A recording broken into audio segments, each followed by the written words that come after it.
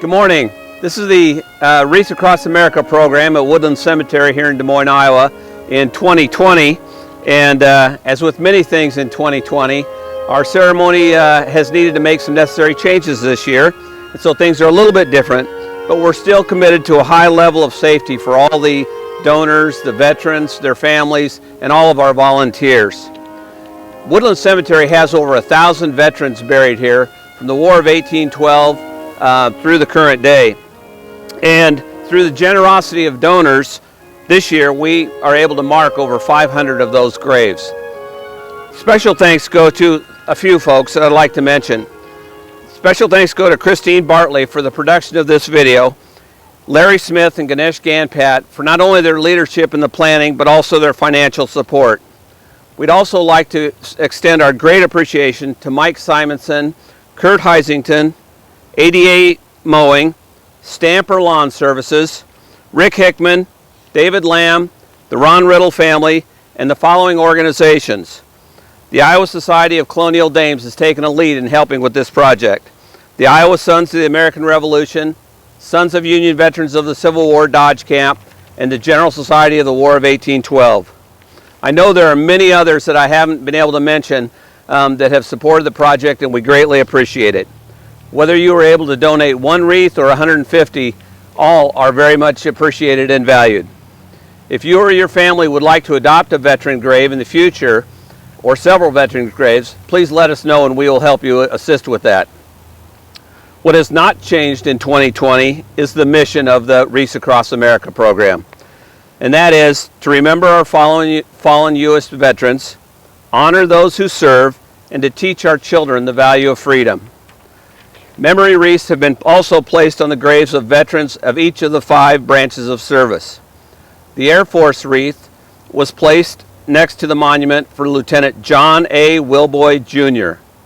He was an Air Force bomber pilot in World War II and was killed in a plane crash in 1943 at the age of 24. The Army wreath was placed on the grave of Edward T. Banks. Mr. Banks served in the 97th Colored Volunteer Infantry of the Civil War. After the war, Mr. Banks, a soldier of African descent, served in the Iowa National Guard and earned the rank of captain by the year 1886.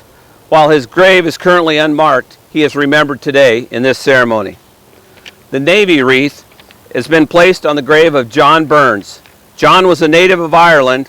He served in the U.S. Navy during the Civil War on the USS Monitor, the USS Houstonic, and the USS Flambeau. He died in 1921 at the age of 86 after a 2-year illness of a health accident while he was employed at the heating plant at the state capitol. The Coast Guard wreath has been placed in Potter's Field of Woodland Cemetery. While today we are not aware of a confirmed burial of a Coast Guard veteran in Woodland, we do know that there are many unidentified veterans buried in that section, and we are proud to honor them and the Coast Guard.